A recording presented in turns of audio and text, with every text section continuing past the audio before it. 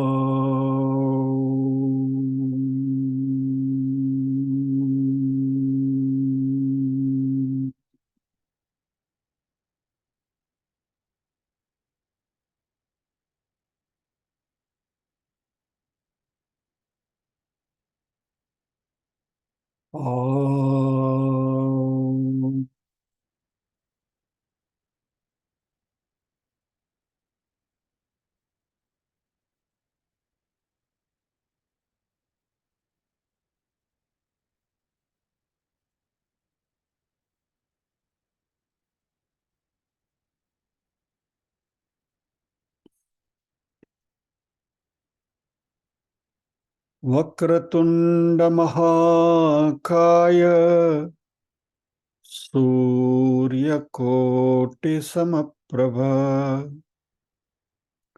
निर्विघ्नं कुरु मे देव सर्वकार्येषु सर्वदा। या कुन्देन्दु तुषारहार धवला या शुभ्रवस्त्रावृता या वीणावरदण्डमण्डितकरा या श्वेतपद्मासना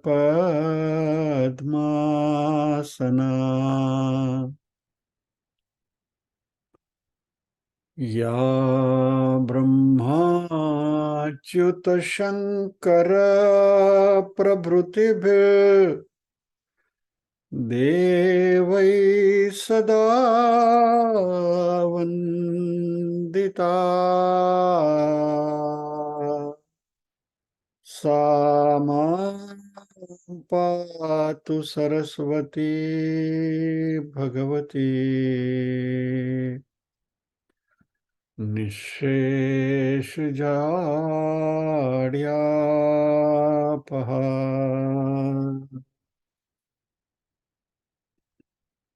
वसुदेवसुतं देवं कंसचाणूरमर्दनम्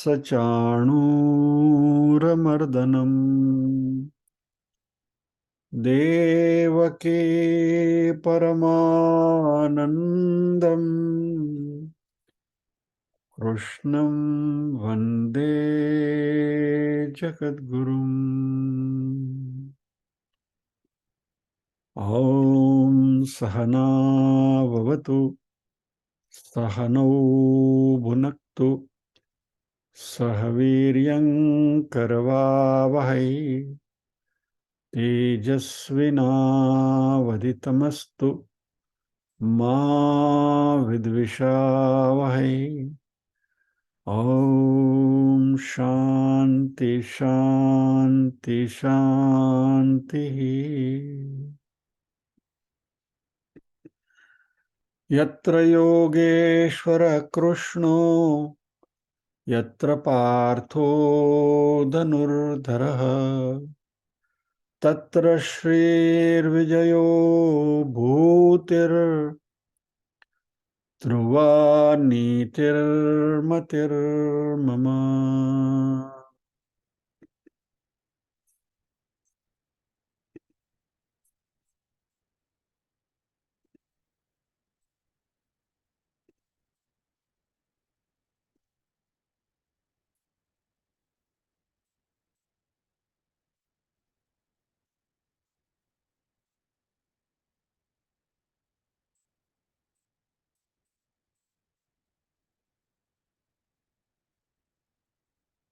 ओम श्री परमात्मने नमः।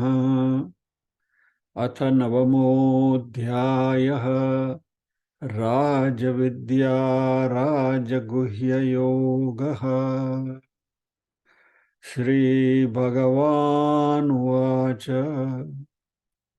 इदं तु ते गुह्यतमं प्रवक्ष्याम्यनसूयवे। ज्ञानं विज्ञानसहितं यज्ञात्वा मोक्ष्यसे शुभात्। राजविद्या राजगुह्यं पवित्रमिदमुत्तमम्। प्रत्यक्षावगमं धर्म्यं सुसुखं कर्तुमव्ययम्। अश्रद्धधाना पुरुषा धर्मस्यास्य परन्तप। अप्राप्य मां निवर्तन्ते मृत्युसंसारवर्त्मनि। मया ततमिदं सर्वं जगदव्यक्तमूर्तिना मत्स्थानि सर्वभूतानि न चाहं तेष्वस्थितः। न च मत्स्थानि भूतानि पश्य मे योगमैश्वरम्। भूतभृन्न च भूतस्थो ममात्मा भूतभावनः। यथाकाशस्थितो नित्यं वायुः सर्वत्र गो महान्। तथा सर्वाणि भूतानि मत्स्थानीत्युपधारय। सर्वभूतानि कौन्तेय प्रकृतिं यान्ति मामिकाम्। कल्पक्षये पुनस्तानि कल्पादौ विसृजाम्यहम्। प्रकृतिं स्वामवष्टभ्य विसृजामि पुनः पुनः। भूतग्राममिमं कृष्ण मवशं प्रकृतेर्वशात्। न च मां तानि कर्माणि निबध्नन्ति धनञ्जय। उदासीनवदासीन मसक्तं तेषु कर्मसु। मयाध्यक्षेण प्रकृतिः सूयते सचराचरम्। हेतुनानेन कौन्तेय जगत् विपरिवर्तते।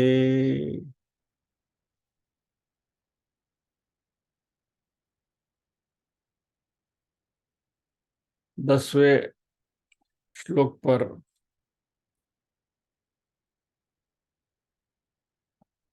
काफी लंबा और गहरा अध्ययन हमने किया। भगवान आदि शंकराचार्य जी ने इस श्लोक के ऊपर जो विवरण किया है उसका अध्ययन करते करते बहुत सारी क्लैरिटी आई है। एटलीस्ट मैं अपने बारे में तो ये जरूर कह सकता हूं।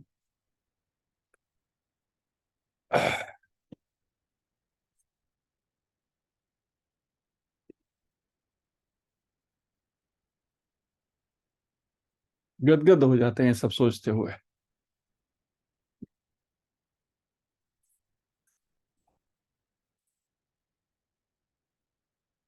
और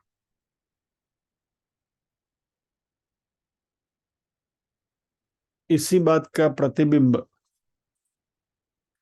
अगले श्लोक में अनूठे ढंग से हमें दिखने वाला है।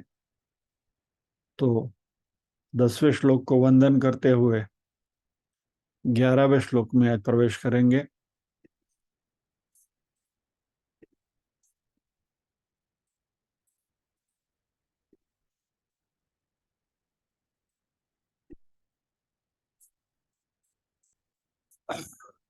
एक एक चरण मैं बोलूंगा, आप दोहराएंगे, और दोहराते समय आपके लिप मूवमेंट्स में देखता रहूंगा।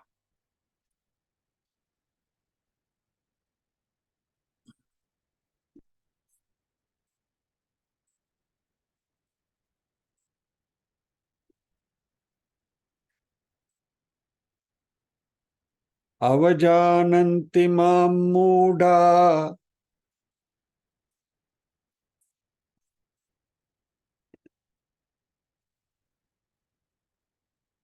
अवजानन्ति मां मूढ़ा,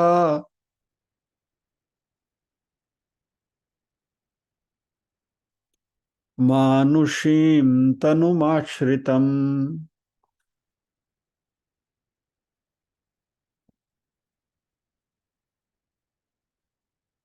मानुषीं तनुमाश्रितम्।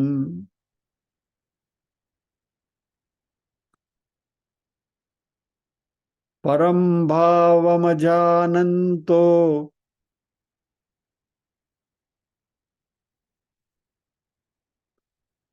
परं भावमजानन्तो,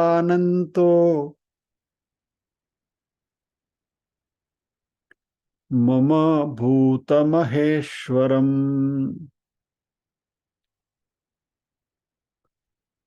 मम भूतमहेश्वरम्।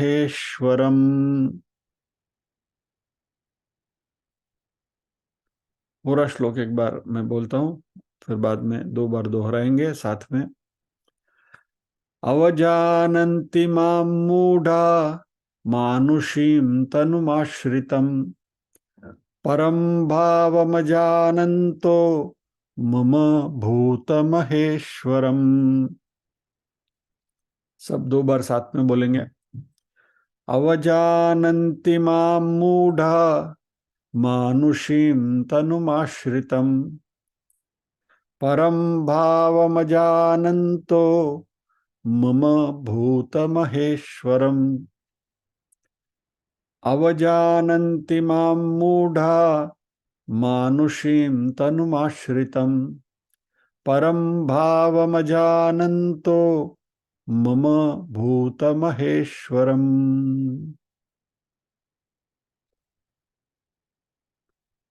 आगे बढ़ने से पहले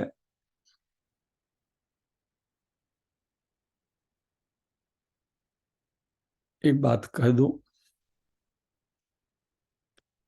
कि हम प्रार्थना और पारायण इसलिए करते हैं कि प्रार्थना करते समय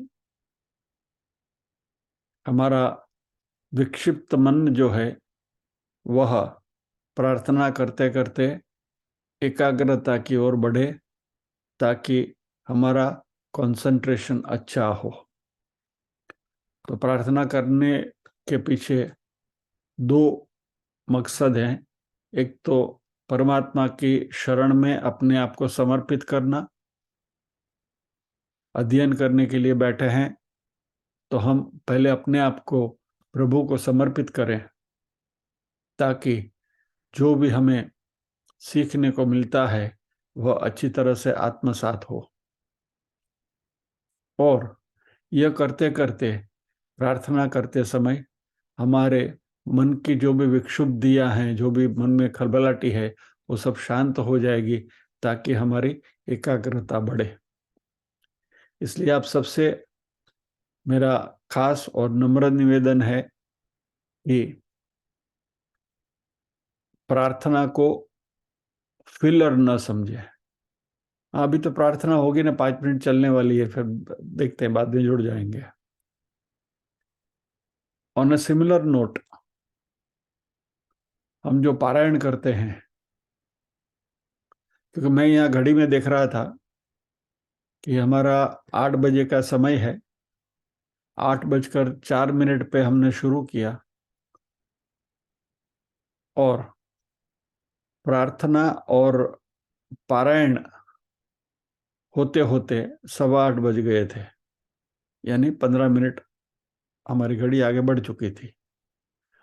तो हमारे सबकॉन्शियस माइंड में ऐसा कैलकुलेशन यदि चलता हो कि प्रार्थना और पारायण में 10 मिनट तो जाते ही हैं, तो हम विदिन 10 मिनट जहां भी है वहां से दौड़ के हाजिर हो जाएंगे। तो ये मनस्थिति है, तो उसमें कहीं ना कहीं करेक्शन की जरूरत इसलिए है कि प्रार्थना का अर्थ मकसद मैंने आपको समझाया, और पारायण भी हम मात्र करने के लिए नहीं करते हैं। पारायण करने के पीछे भी एक मकसद ये है कि वो पूरा फ्लैशबैक में आ जाता है, जो जो भी हमारी बात आगे हो चुकी है।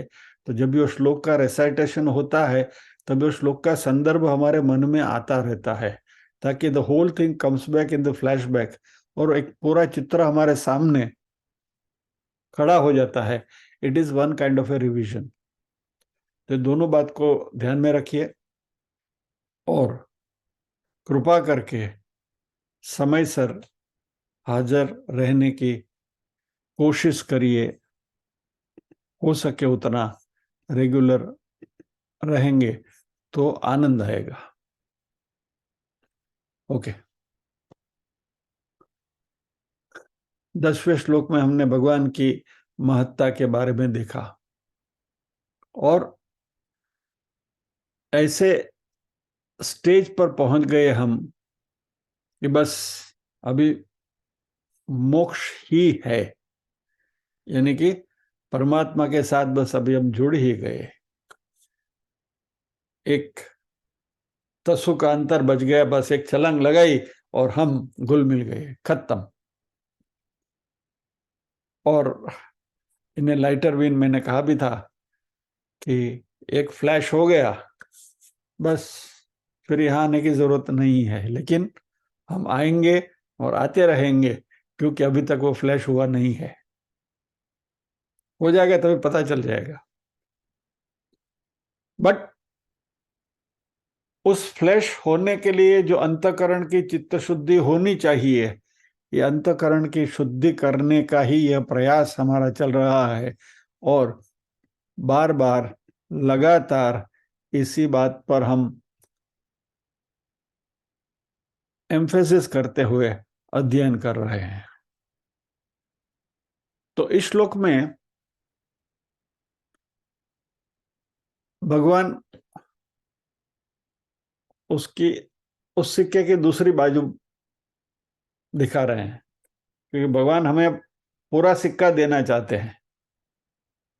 अड़द्यू नहीं आप आखे आखो आप पूछे। इसलिए सिक्के की एक पहलू उन्होंने बताई, भगवान की गरिमा, परमात्मा का जो ऐश्वर्य है, उस ऐश्वर्य के बारे में हमने देखा। सृष्टि के सृजक, नियामक, क्या, और ये सब कुछ करते हुए वो अलिप्त हैं, निर्लेप हैं। क्यों हैं, कैसे हैं, किस तरीके से हैं, ये सारी बातें हमने समझी। अभी भगवान के इस स्वरूप को इस श्लोक में 11वें श्लोक में भगवान कहते हैं, अवजानन्ति माम मूढ़ा मानुषिम तनुमाश्रितम। अवजानन्ति यानी मुझे तुच्छ समझते हैं, निम्न समझते हैं, इंफीरियर समझते हैं। कैसे? माम मुझे, मूढ़ा मूढ़ लोग। और ये तुच्छ क्यों समझते हैं? मानुषिम तनुम आश्रितम, मनुष्य का देह धारण किया हुआ मुझे मानते हैं, यानी मेरी तुलना मनुष्य से करते हैं। They think as if I am a human being. मूढ़ लोगों को ऐसे लगता है कि मैं भी उनके जैसा ही मनुष्य हूं। और परम भावम अजानंतो मम भूत महेश्वरम, मेरा जो परम भाव है, जो मेरी पराशक्ति है, जिसका जिसको अंदाज नहीं है, अजानंत, न जानने वाले, मेरे संपूर्ण भूतों के महान ईश्वर रूप ये जो मेरा स्वरूप है, उसके बारे में उनके मन में कोई क्लैरिटी नहीं है, स्पष्टता नहीं है। और इसलिए ज्यादातर लोग मुझे यह शरीरधारी पुरुष या तो शरीरधारी व्यक्ति मनुष्य समझ बैठते हैं। और इस तरीके से मुझे शरीरधारी पुरुष समझने वाले जो व्यक्ति हैं, वह भगवान कहते हैं मूढ़ हैं।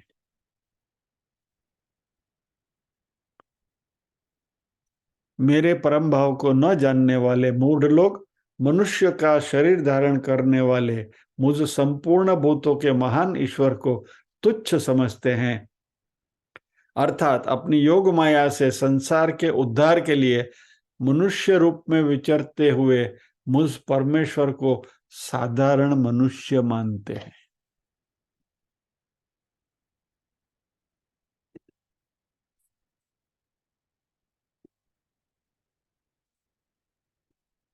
आप में से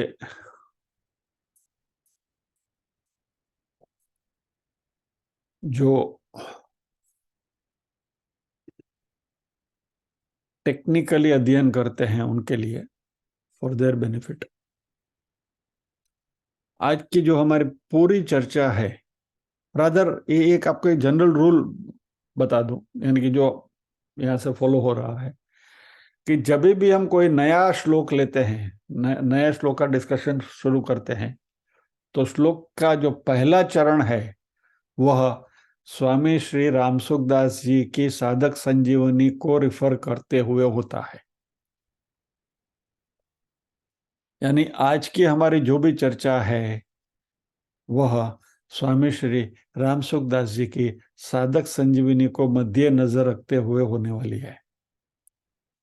और आप सबको मालूम है कि मैं तो पिरसणिया हूं, अपना कुछ है नहीं, तो जो मिलता है वो लाकर आपके सामने रखना है। तो आज रामसुखदास जी ने जो बना के पका के रखा है वही आपको परोसना है। आइए विषय में प्रवेश करते हैं। और रामसुखदास जी को पढ़ते पढ़ते बहुत आनंद आया मुझे। I really enjoyed this. ये कमेंट्री मुझे बहुत अच्छी लगी।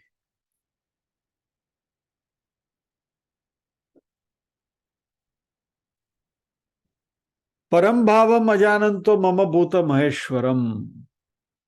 पहले भगवान अपना जो सही स्वरूप है उसकी बात का जिक्र स्वामी जी करते हैं, रामसुखदास जी,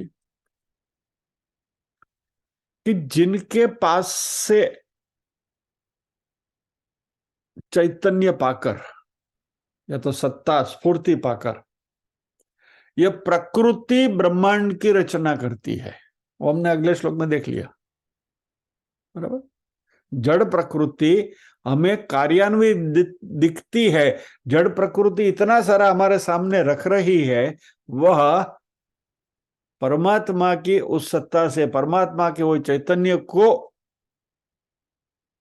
पाकर प्रकृति कर सकती है। यानी जो भी यहाँ रचना होती है या यहाँ जो भी सृष्टि में जो भी कुछ हो रहा है वह सब परमात्मा की सत्ता से होता है। परमात्मा की चेतना के बिना इस जगत में कुछ भी नहीं हो सकता। और हम बहुत कोलोकियल टर्म में कहते हैं ना कि भाई भगवान की इच्छा के बिना पत्ता भी नहीं हिल सकता। यानी सृजक सर्जन का कार्य और शासन का कार्य और रक्षण का कार्य, ये सब प्रकृति जो करती है वह परमात्मा की चेतना के अधीन रहते हुए ही करती है। He is the boss.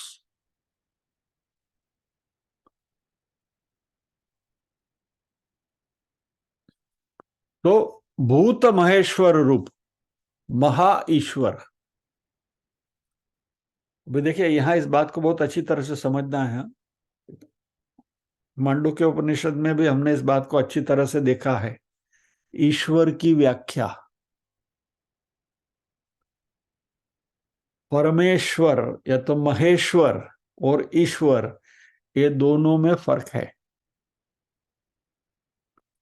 परमेश्वर या तो महेश्वर कहोगे तो वह उनकी परा स्थिति जो है, यानी जो निर्गुण निराकार जो है, उस स्वरूप की हम बात करते हैं, that is the highest level.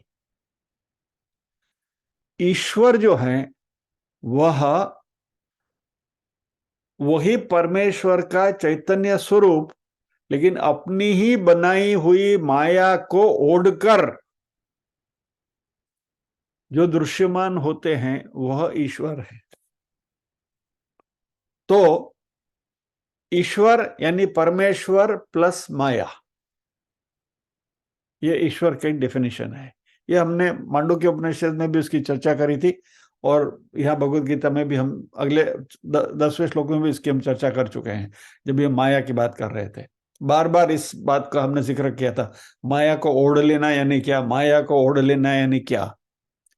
तो ये जो त्रिगुणात्मक माया है, सत्वरज और तम, 3 गुणों से मिली हुई, इस माया को अपने अधीन रखते हुए, अपने कंट्रोल में रखते हुए, दैवी हेषा गुणमयी मम माया दुरत्य मामेव प्रपद्यन्ते माया में ताम तरन्ति थे, हम देखा है हमने।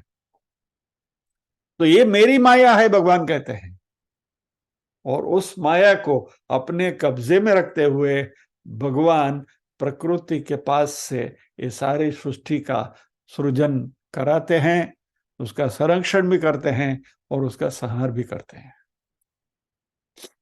तो इस बात को बहुत अच्छी तरह से समझना है, और इसलिए यहां भगवान ने भूत महेश्वर शब्द का प्रयोग किया है। So let us understand with clarity the difference between Maheshwar and ईश्वर।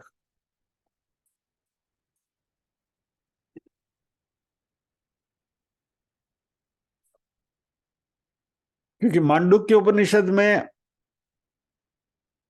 जो तृतीय भाव था सुषुप्ति का, उसमें व्यक्ति के लेवल पर, व्यष्टि के लेवल पर उसको प्राज्ञ कहा गया था, और समष्टि के लेवल पर उसको ईश्वर कहा गया है। तो ईश्वर जो है वो माया से परे नहीं है, शुद्ध चैतन्य नहीं है, वह माया को अपने साथ लिए हुए है। तो महेश्वर परमेश्वर दोनों एक ही बात है, और ईश्वर, इसमें इस फर्क को समझ के चले। और इसलिए भगवान कहते हैं परम भावम, मेरा उच्चतम भाव, सर्वोत्कृष्ट प्रभाव, यानी कर्तुम अकर्तुम अन्यथा कर्तुम, करना नहीं करना, उल्टा सीधा उलटफेर कर देना, इसमें जिनकी संपूर्ण स्वतंत्रता है, और क्योंकि ये स्वतंत्रता है इसलिए यह परमेश्वर, ये महेश्वर कर्मों से लिप्त नहीं होते, किसी भी प्रकार के विकार से लिप्त नहीं होते। वह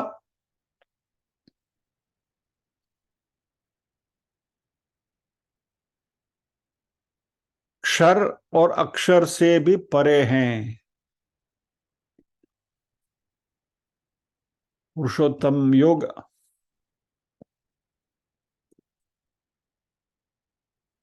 क्षरश्चाक्षर एव च, क्षर सर्वाणि भूतानि कूटस्थोक्षर उच्यते। या तो यस 18वां श्लोक पुरुषोत्तम योग का, यस्मात् क्षरमति तो हम अक्षरादपि चोत्तम। डिस्प्ले करता हूं आपके सामने,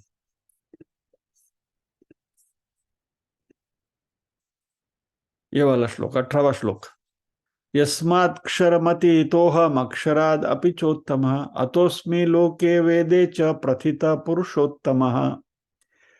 ये पुरुषोत्तम की यहां व्याख्या करी है भगवान ने। यस्मात् अक्षरम अतितः अहम अक्षराद अपि च उत्तम, मैं अक्षर से परे हूं, अक्षर से भी उत्तम हूं। अतोस्मि लोके वेदे च प्रथित पुरुषोत्तम। यानी क्षर से तो ऊपर हो ही, क्षर से ऊपर अक्षर है, और अक्षर से ऊपर ये परब्रह्म है। ये अक्षर और क्षर की जो व्याख्या है ना, ये स्वामीनारायण संप्रदाय ने बहुत अच्छी अच्छी तरह से करी। स्वामीनारायण का जब भी हम ग्रंथ पढ़ते हैं, मैं उनका भी अध्ययन करता हूँ। स्वामीनारायण संप्रदाय में आपने देखा होगा, वो अपने आप को अक्षर पुरुषोत्तम संप्रदाय कहते हैं। तो वो बहुत क्लियरली उन्होंने इस टर्मिनोलॉजी का डिफाइन करके रखा है। अक्षर अलग है, पुरुषोत्तम अलग है। अक्षर की जो कक्षा है वो पुरुषोत्तम से निम्न कक्षा है, और वो तो बहुत क्लैरिटी के साथ कहते हैं स्वामीनारायण संप्रदाय में कि अक्षर है वो पुरुषोत्तम के दास हैं। यानी अक्षर ब्रह्म जो है वो पुरुषोत्तम की सेवा करते हैं, ऐसा स्वामीनारायण संप्रदाय के ग्रंथ में लिखा है। एनीवे, फॉर आवर अंडरस्टैंडिंग, ये जब ये सारे डॉट्स कनेक्ट करता है ना, तो क्लैरिटी हमारी बढ़ती है। तो यहां जो भगवान कहते हैं कि परम भावम, जिसका स्वामी रामसुखदास जी जो उसकी एक करते कमेंट्री करते हैं कि जो अक्षर से अतीत है और अक्षर से भी उत्तम है। ये सारा क्लैरिफिकेशन आपके सामने इसलिए रखना पड़ा कि स्वामी रामसुखदास जी कहते हैं कि अक्षर से भी उत्तम है। क्षर से तो अतीत है ही, क्षर यानी फिजिकल लेवल, हमारा शरीर का लेवल, यानी भौतिक जो हमारा ये है ब्रह्मांड जो दिख रहा है वो क्षर है। वो 13वां अध्याय है हमारा, उसमें जब भी इसकी सारी बातें करेंगे हम, क्षर अक्षर ब्रह्म योग की। तो क्षर जो है ये भौतिक लेवल है, अक्षर उसके ऊपर है, और उससे भी ऊपर जो है वो महेश्वर रूप है परमात्मा का। और इसको पुरुषोत्तम से जाना गया है, जो 15वें अध्याय के 18वें श्लोक में अभी हमने देखा। अभी ये मेरा जो पुरुषोत्तम स्वरूप है, या तो ये परमेश्वर स्वरूप है या तो ये महेश्वर स्वरूप है, उसको मूढ़ लोग नहीं जानते, और मुझे मनुष्य जैसे समझकर मेरी अवज्ञा करते हैं। यानी किसी कंपनी के चेयरमैन को या तो मैनेजिंग डायरेक्टर को आप सीनियर मैनेजर कह दो, तो उनकी अवज्ञा हो गई ना, बराबर।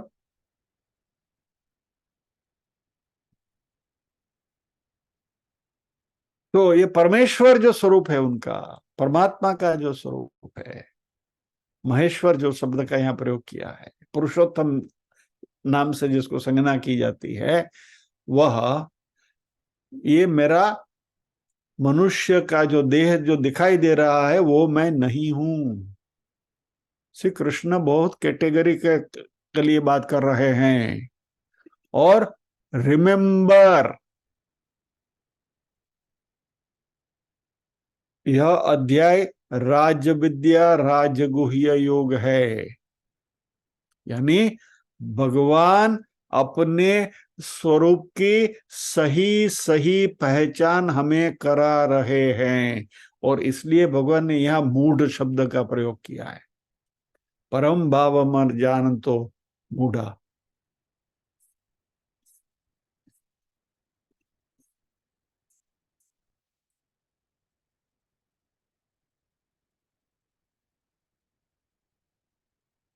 मानुषिम तनुमाश्रितम, मनुष्य के जैसा भगवान को हम समझेंगे तो हम मनुष्य तो क्या करते हैं, हमारे में तो राग है, द्वेष है, संसार है, गृहस्थी है, शरीर है, कुटुंब है, इज्जत है, मान मर्यादा प्रतिष्ठा है, बराबर। और इसके पीछे हम कितने लगे रहते हैं,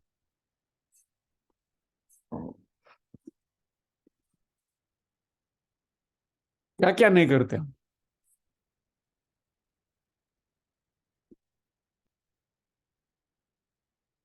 हमारे परम पूज्य श्री मुरारी बापू अभी अपने को रीलॉन्च करने की प्रक्रिया में लगे हुए हैं। उनके 2-3 इंटरव्यूज मैंने अभी अभी देखे यूट्यूब पर। यूट्यूब पे तो अभी वो छोटी छोटी मोटी चैनल्स अभी आजकल बहुत चलती है ना, तो 2-3 अलग अलग चैनलों में उनका इंटरव्यू देखा मैंने। और मजे की बात यह है कि interviewer are asking the same questions, यानी पूरी स्क्रिप्ट उनको दे दी गई है and they are parroting two scripts, वही सवाल पूछते हैं और बापू उसी का वही जवाब देते हैं। क्योंकि बापू के बारे में जो कुछ पब्लिसिटी, नेगेटिव पब्लिसिटी हुई है, अभी उसको धोने की वो कोशिश कर रहे हैं। छोड़िए, लेकिन यहां ये बात इसलिए करना पड़ रहा है कि मनुष्य के रूप में हम किसी भी लेवल पर हों, ये धन संपत्ति पद अधिकार मान सम्मान इज्जत प्रतिष्ठा, इससे हम अपने आप को बचा के नहीं रख सकते। क्योंकि यदि मुरारी बापू इस लेवल पर होते, और मैं बहुत गंभीरता से ये बात कर रहा हूं कि यदि इस लेवल पर मुरारी बापू होते तो उनको ये एक्सरसाइज करने की जरूरत नहीं पड़ती। लोगों को जो भी सोचना है सोचने दो, मुझे क्या फर्क पड़ता है, अहम ब्रह्मास्मि। लेकिन आज ये इमेज ने उजाड़वानी जो प्रक्रिया जो થઈ રહી છે, इसकी जरूरत नहीं होती। यह बहुत गंभीरता से मैं मानता हूं और आपके सामने प्रस्तुत भी करता हूं। मान इज्जत प्रतिष्ठा लोगों में, एनीवे यू नो इट, अपने को बड़ा मनवाने की वृत्ति, खुद अपने आप को बड़ा मानते हैं और लोगों में अपने आप को बड़ा मनवाने की वृत्ति, और ये जब भी नहीं मिलता है तब अपने आप को इंफीरियर समझना, छोटा मानना। तो भगवान कैसे कहते हैं कि मैं ऐसा मनुष्य नहीं हूं, आई एम नॉट दैट। यानी मैं प्रसिद्धि के पीछे नहीं हूं, मैं धन के पीछे नहीं हूं,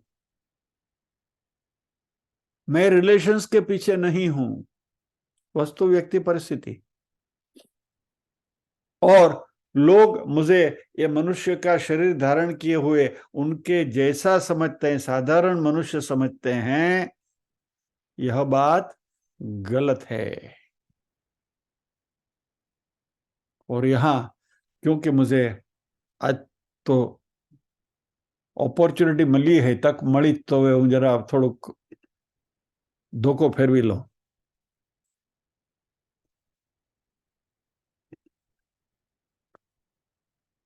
आपने बहुत बार देखा होगा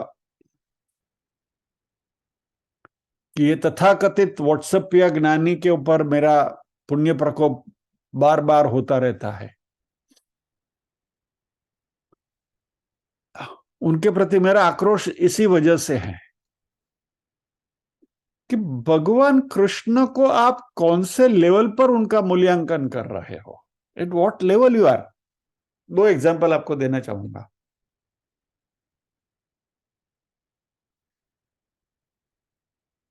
10वें रोड पर, जुहू के 10वें रोड पर जो हवेली है भगवान की,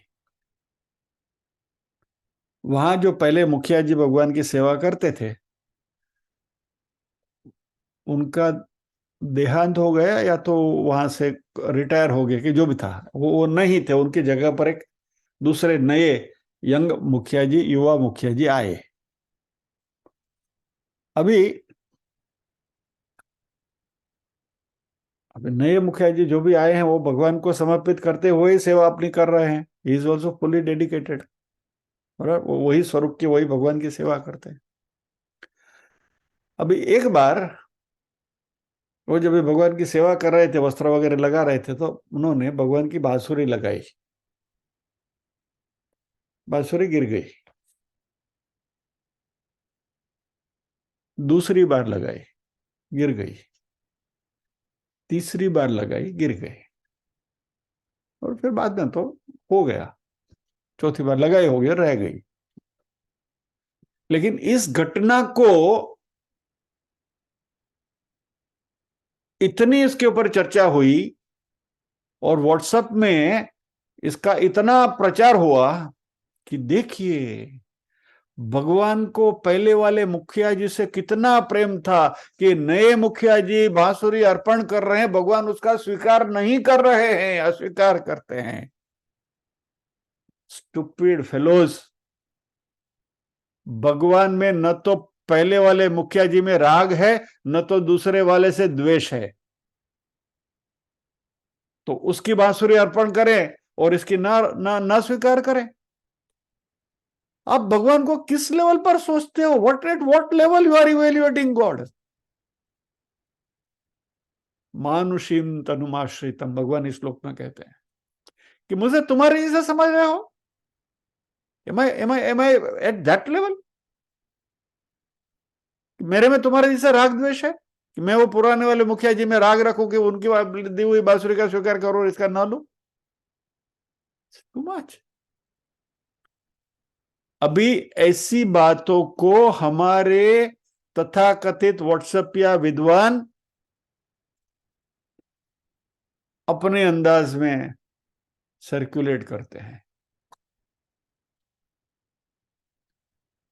एक घटना, ये आप लोगों ने व्हाट्सएप में देखा होगा, पढ़ा भी होगा मैसेजेस। एक दूसरा मैसेज काफी सर्कुलेट हुआ था बहुत समय पहले। स्वर्ग में विचरते हुए राधा जी ने कृष्ण से पूछा, बोलिए द्वारकाधीश, आप ठीक तो हैं?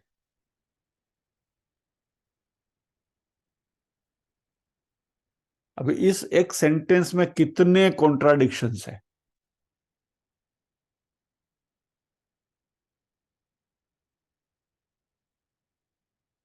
कृष्ण और स्वर्ग? अरे भैया, स्वर्ग हमारे लिए है कि सत्कर्म करो, पुण्य करो, स्वर्ग में जाओ, भुगत के वापस आओ, नीचे आना पड़ता है। क्षीणे पुण्य मरते लोका विशंति। ये हमारे लिए टेम्पररी कुछ अच्छे भोग भोगने का एक टेम्पररी स्थान है। वहां कृष्ण को आप बिठाते हो? स्वर्ग में कृष्ण विचरण करे जो इस ब्रह्मांड का मालिक है? Point number one.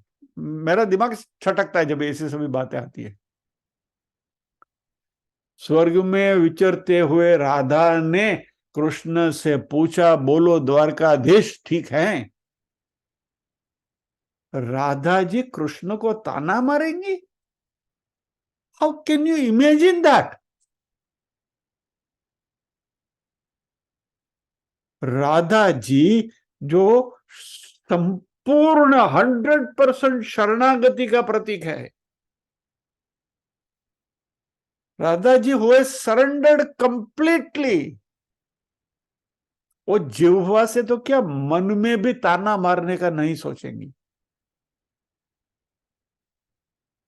Radha ji will not even in her wildest dream she will imagine कि मैं कृष्ण को ताना मारूं। क्या आप समझ रहे हैं कृष्ण को? क्या समझ रहे हैं राधा तत्व को आप? और ऐसे मैसेजेस व्हाट्सएप में सर्कुलेट करके अपने आप को विद्वान समझते हैं। इस श्लोक के संदर्भ में इन लोगों को मैं स्पेसिफिकली कहूंगा, ये सारे मूड है। मैं नहीं कह रहा, भगवान ने कहा है कि मुझे मनुष्य के जैसे समझने वाले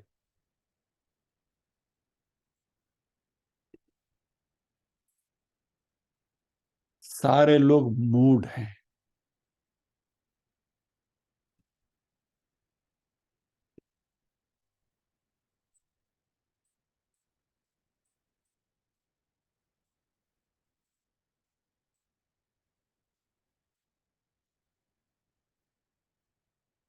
आप कहेंगे कि आपने वो स्वीट डिश भी तो रजू करी थी, प्रस्तुत करी थी, कन्हैया याद है हमारी, करूँ क्या। तो कॉल ये आपको सुनाई थी ना, उसके भाव को जानना है। वहां जीवात्मा और परमात्मा के बीच का संवाद है, उस लेवल पर उसको देखना है। कृष्ण को हमारे लेवल का मनुष्य समझकर उस बात नहीं करनी है।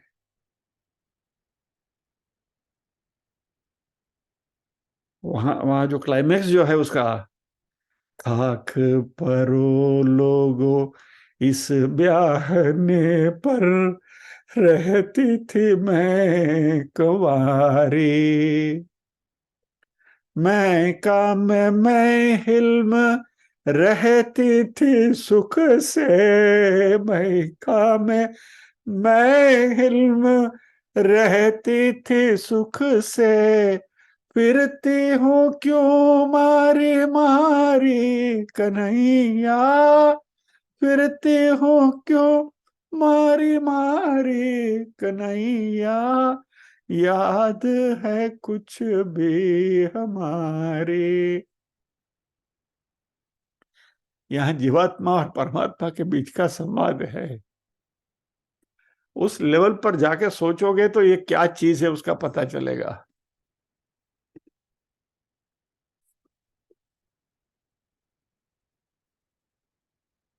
मत करिए इस कृष्ण तत्व की तुलना मनुष्य देह के साथ, कभी भी ये गलती मत करना। और भगवान ने इसके लिए यहां मूढ़ शब्द का प्रयोग किया है।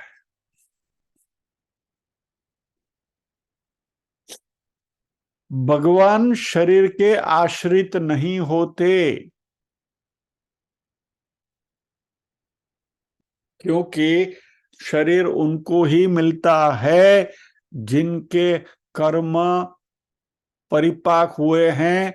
वह परिपाक हुए कर्म को भुगतने के लिए वो प्रारब्ध जो बनता है, संचित कर्म, जब भी उनमें से थोड़े संचित कर्म जो भी परिपक्व हो गए, वो परिपक्व कर्म आपके साथ प्रारब्ध रूप में आते हैं, और वो प्रारब्ध भुगतने के लिए हमें शरीर धारण करके संसार में आके वो प्रारब्ध भुगतना पड़ता है। भगवान को ऐसा नहीं कुछ है, भगवान कर्म ही नहीं करते जो अकर्मी हैं, तो वो हमारा जैसा शरीर धारण करेंगे।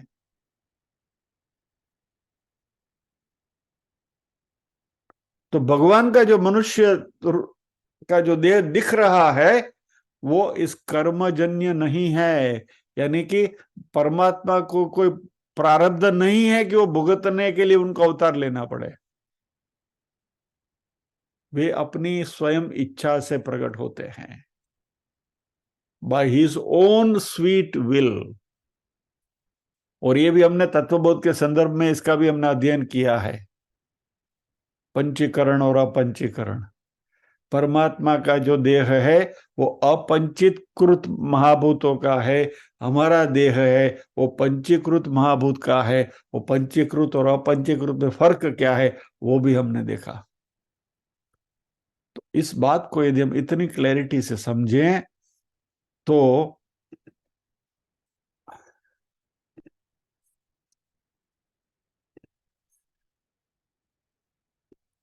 श्रीमद् भागवत का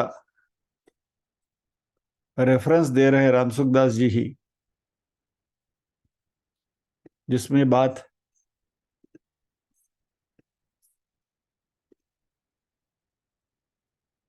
आई है।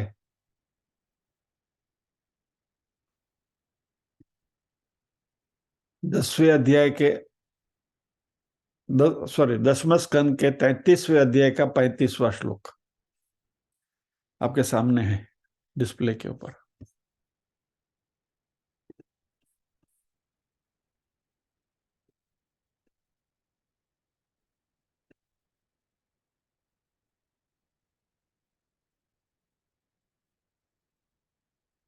वसंत तिलका छंद में है।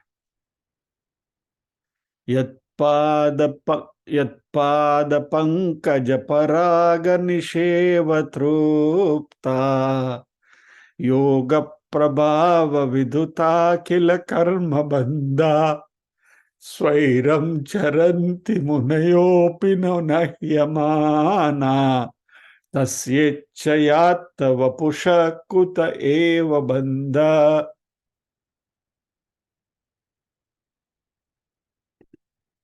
जो छंद में गा सकते हैं मेरे साथ गाइए। यत्पाद पंकज पराग निषेव तृप्ता योग प्रभाव विदुताखिल कर्म बंधा स्वैरंचरन्ति मुनयोऽपि न नह्यमाना तस्येच्छयात् वपुष कुत एव बंध। इसका आपको सीधा ट्रांसलेशन में बताता हूं, चलिए अर्थ भी देख लेते हैं। यत् पाद पंकज परा निषेव तृप्ता, जिनके चरण कमल के पराग का सेवन से तृप्त हुए, योग प्रभाव, योग के सामर्थ्य से, विदुता खिल कर्म बंधहा, जिनके कर्म के बंधन नष्ट हो गए हैं, मुनया ऐसा ऋषि न नहीं माना, जिनको कोई बंधन नहीं होता, यानी जिस परमात्मा के चरण कमल का ध्यान करते हुए जो मुनि अपने कर्मों से मुक्त हो गए हैं, उनको कर्म बंधन नहीं नड़ता, मात्र जिनके चरण कमल की सेवा करने से, उनका ध्यान करने से। तो स्वैरम चरंति इच्छया वपुष तस्य बंध कुत एव, जो अपनी इच्छा से संचार करते हैं, स्वेच्छा से जिन्होंने शरीर धारण किया है, ऐसे शरीरधारी श्री कृष्ण को कौन से बंधन। क्या बात करी, वाह व्यास जी वाह।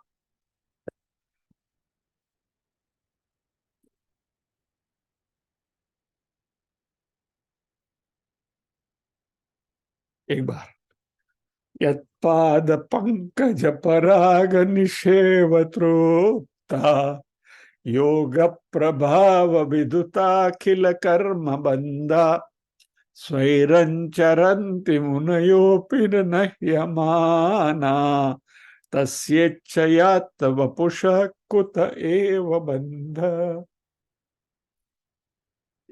इस परमात्मा को बंधन कौन सा भैया, और इसको आप मनुष्य समझकर अवहेलना करते हो, और यदि आप करते हैं तो आप मूढ़ हैं।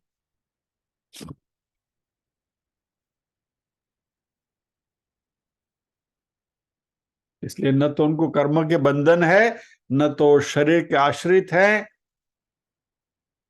ये शरीर उन्होंने धारण किया है, अपनी ही माया को बुलाकर बोला कि मेरे लिए एक शरीर बना के दे दो, और पंचीकृत पंच महाभूत को साथ में मिलाकर एक शरीर जैसे प्रभु को चाहिए था वैसा मेड टू ऑर्डर बना के दिया। वराह अवतार में वराह का शरीर बना के दिया, नृसिंह अवतार में नृसिंह का शरीर बना के दिया, कच्छप अवतार में कच्छप का शरीर बना के दिया, रामा अवतार में राम का, कृष्ण अवतार में कृष्ण का, और जब कल्कि का अवतार होगा तो कल्कि का शरीर बना के देगी, माया बना के देगी, as per made to order. और इसलिए भगवान कहते हैं चौथे अध्याय के 6ठे श्लोक में, प्रकृतिम स्वाम अधिष्ठाय संभवामि युगे युगे, प्रकृति को मैं अपने वश में लेकर प्रकट होता हूं। अवतारवाद का पूरा रहस्य चौथे अध्याय में भगवान ने बताया था हमको। अजोपि सन्न आत्मा भूतामीश्वरोपि सन प्रकृतिम स्वाम अधिष्ठाय संभवामि आत्म माया, प्रकृति को मेरे कब्जे में लेकर मेरी इच्छा से मैं प्रकट होता हूं। हम जन्म लेते हैं सामान्य मनुष्य, वो प्रकृति के वश होकर जन्म लेते हैं। प्रकृति हमें मजबूर करती है जन्म लेने के लिए, क्योंकि हमारा संचित कर्म परिपक्व हुए हैं। वो प्रारब्ध को भुगतने के लिए प्रकृति के अधीन होकर हमें जन्म लेना पड़ता है।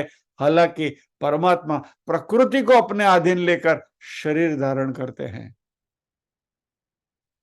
अपनी इच्छा से स्वतंत्रता से अवतार लेते हैं, और प्रकृति उनकी दासी बनकर उनका काम करती है। हमारे केस में उल्टा है, हम प्रकृति के दास हैं।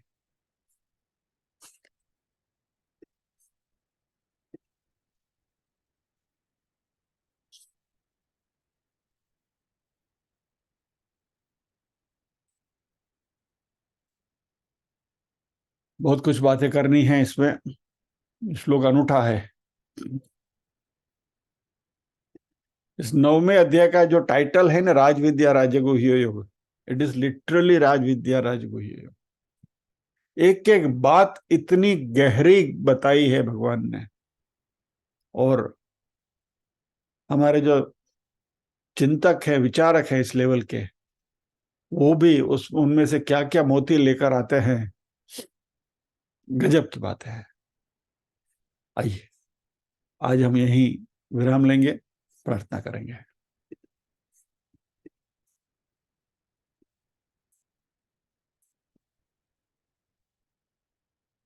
ओम असतो मा सद्गमय, तमसो मा ज्योतिर्गमय, मृत्योर्मा अमृतंगमय। सर्वेषां स्वस्तिर्भवतु, सर्वेषां शांतिर्भवतु, सर्वेषां मंगलं भवतु, सर्वेषां पूर्णं भवतु। लोका समस्ताः सुखिनो भवन्तु, लोका समस्ताः सुखिनो भवन्तु। नाहं कर्ता हरिः कर्ता, हरिः कर्ता हि केवलम्। ओम शांति शांति शांति। सभी के हृदय कल में विराजमान परम कृपालु परमात्मा को वंदन करते हुए आज के सत्रों को विराम देते हैं। अगले शनिवार फिर मिलेंगे इसी श्लोक को आगे बढ़ाते हुए।